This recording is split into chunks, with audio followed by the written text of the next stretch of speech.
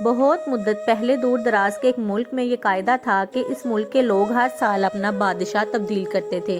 جو بھی بادشاہ بنتا وہ ایک عہدے نامے پر دستخط کرتا کہ اس حکومت کا 1 سال مکمل ہونے کے بعد وہ اس عہدے سے دستبردار ہو جائے گا اور اسے ایک دور دراز جزیرے پر چھوڑ دیا جائے گا جہاں سے وہ کبھی واپس نہیں آ سکے گا۔ جب ایک بادشاہ کا 1 سالہ دور حکومت مکمل ہو جاتا تو اسے ایک مخصوص جزیرے پر چھوڑ دیا جاتا جہاں وہ اپنی بقیہ زندگی گزارتا۔ اس موقع پر اس بادشاہ کو بہترین لباس پہنایا جاتا اور ہاتھی پر بٹھا کر اسے پورے ملک کا الوداعی سفر کروایا جاتا جہاں وہ سب لوگوں کو آخری بار خیر باد کہتا۔ وہ بہت ہی افسوسناک اور غم زدہ لمحات ہوتے اور پھر وہاں کے لوگ بادشاہ کو اس جزیرے پر ہمیشہ کے لیے چھوڑ آتے۔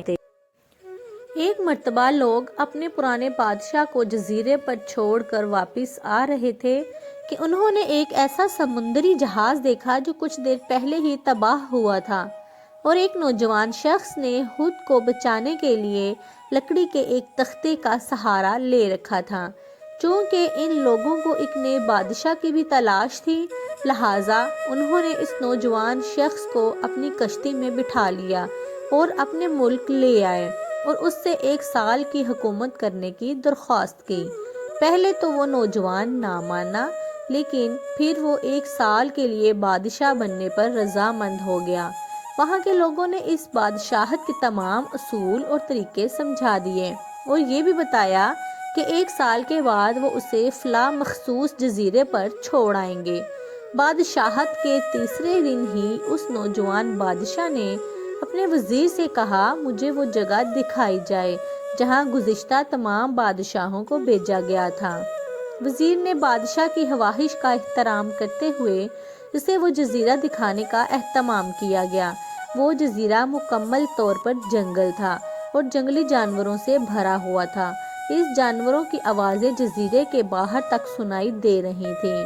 بادشاہ جائزہ لینے کے لیے تھوڑا سا جنگل کے اندر گیا اور وہاں اس کے پچھلے تمام بادشاہوں کے ڈھانچے نظر آئے۔ وہ سمجھ گیا کہ بہت جلد اس کا بھی یہی حال ہوگا اور جنگلی جانور اس کو چیر پھاڑ کر کھا جائیں گے۔ ملک واپس پہنچ کر بادشاہ نے مضبوط و توانا جسم کے 100 مزدور اکٹھے کیے، ان سب کو اس جزیرے پر لے گیا اور حکم دیا جنگل کو 1 ماہ میں مکمل طور پر صاف کر دیا جائے، تمام خطرناک جانوروں کو مار دیا جائے اور سب فالتو درخت کاٹ دیے جائیں۔ وہ ہر ماہ خود جزیرے کا دورہ کرتا اور کام کی خود نگرانی بھی کرتا۔ پہلے مہینے ہی تمام خطرناک جانوروں کو مار دیا گیا اور پھر بہت سے درخت بھی کاٹ دیے گئے۔ دوسرے ماہ تک جزیرہ مکمل طور پر صاف ہو چکا تھا۔ اب بادشاہ نے مزدوروں کو حکم دیا کہ جزیرے پر مختلف مقامات پر خوبصورت باغات تعمیر کیے جائیں۔ وہ اپنے ساتھ مختلف پالتو جانور مثلاً مرغیاں، گائے، بھینس، بطخیں اور بھیڑیں وغیرہ بھی جزیرے میں منتقل کرتا رہا۔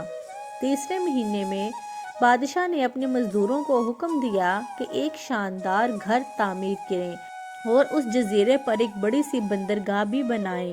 گزرتے مہینوں کے ساتھ ساتھ وہ جزیرہ ایک خوبصورت شہر میں بدلتا جا رہا تھا۔ وہ نوجوان بادشاہ بہت سادہ لباس زیب تن کرتا اور اپنی ذات پر بہت کم خرچ کرتا۔ اپنی بادشاہت کی زیادہ تر کمائی وہ جزیرے کو بنانے میں لگاتا رہا۔ 10 ماہ گزر جانے کے بعد بادشاہ نے اپنے وزیر سے کہا، میں جانتا ہوں کہ 2 مہینے بعد مجھے جزیرے میں چھوڑ دیا جائے گا، لیکن میں ابھی سے وہاں جانا چاہتا ہوں۔ وزیر اور دوسرے وزراء اس بات پر متفق نہ ہوئے اور بادشاہ سے کہا، آپ کو 2 ماہ مزید صبر کرنا ہوگا تاکہ سال مکمل ہو جائے۔ سال پورا ہو جانے کے بعد ہی آپ کو اس جزیرے پر چھوڑا جائے گا۔ بالآخر 2 ماہ مکمل ہو گئے اور بادشاہت کا 1 سال ختم ہو گیا۔ حسب روایت وہاں کے لوگوں نے اپنے بادشاہ کو شاندار لباس پہنایا اور ہاتھی پر بٹھایا تاکہ وہ اپنی رعایا کو خیر باد کہہ سکے۔ خلاف توقع یہ بادشاہ اپنی الوداعی تقریب پر بہت ہی خوش تھا۔ لوگوں نے اس سے پوچھا، اس موقع پر تمام بادشاہ تو رو رہے تھے، لیکن آپ ہنس رہے ہیں۔ آپ کے اس قدر خوش ہونے کی کیا وجہ ہے؟ اس نوجوان بادشاہ نے جواب دیا، تم لوگوں نے داناؤں کو قول نہیں سنا؟ جب تم ایک چھوٹے بچے کی صورت میں اس دنیا میں آتے ہو تو تم رو رہے ہوتے ہو اور باقی لوگ سب ہنس رہے ہوتے ہیں۔ ایسی زندگی جیو کہ جب تم مرو تو تم ہنس رہے ہو اور باقی دنیا رو رہی ہو۔ میں نے ایسی ہی زندگی گزاری ہے۔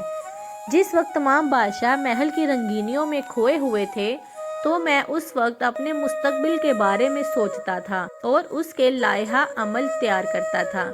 میں نے اب اس جزیرے کو ایسی خوبصورت قیامگاہ میں تبدیل کر دیا ہے جہاں اب میں اپنی باقی کی زندگی نہایت چین اور آرام و سکون سے گزار سکوں۔